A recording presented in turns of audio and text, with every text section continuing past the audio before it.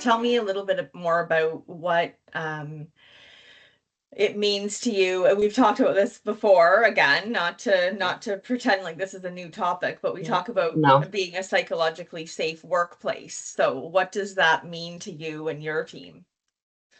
Yeah, and this our journey with kind of changing the culture and becoming a psychologically safe workplace started, I guess, about a couple of years ago, mid-pandemic.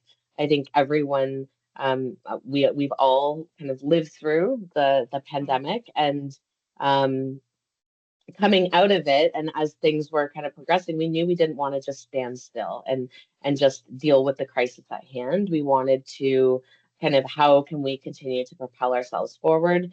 And one of those pieces where we were seeing a tired workforce, right? Our workforce was extremely tired and stressed, and as was the world.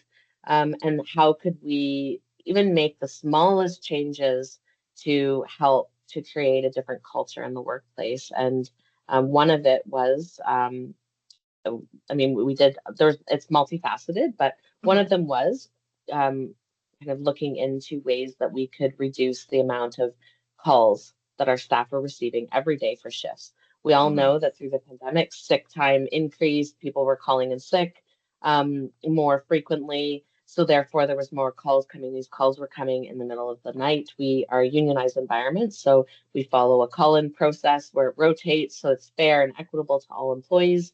And we had managers and supervisors that were spending their entire shifts, 40 hours a week, in their offices, just making these calls to get these shifts covered. And it just wasn't a productive use of time for the leadership, for the frontline staff that were receiving these, and right down to their families, that their phones were Yeah. ringing off the hook in the middle of the night, all hours, dinner time.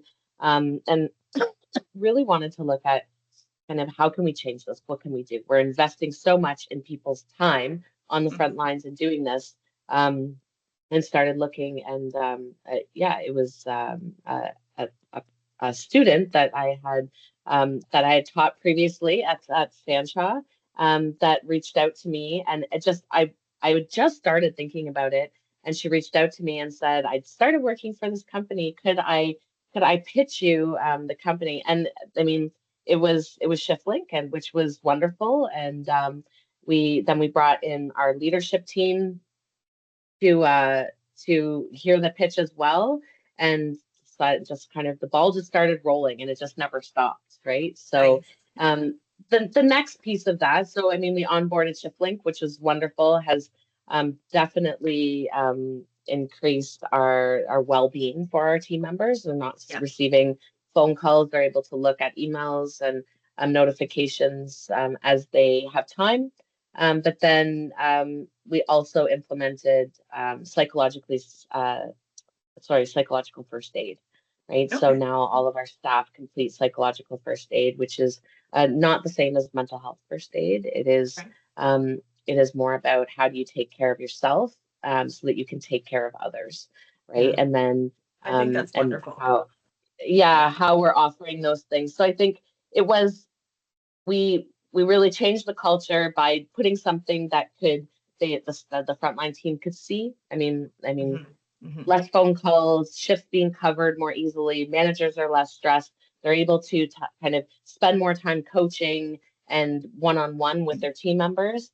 And then on a training and development side, we implemented the Mhm. psychological first aid, which has been helpful in just employees being able to identify when one another are stressed, Yeah. um, Yeah. and lend a helping hand, but also being able to see that within themselves. Yeah, that's wonderful. Honestly, like the whole concept of psychological first aid, I think as viewers watch this segment, it will resonate because as you Mm. know, we work with so many organizations like yours, shelters, services providing support to individuals who are experiencing homelessness or who are living in some type of vulnerable situation, and having a team that's supposed to be supporting them who are feeling unwell themselves just doesn't Yeah, help. So, yeah, I think it's awesome. I'm sure there will be some people that reach out and ask you more about that who yeah, might be absolutely. interested in implementing it for their workplace.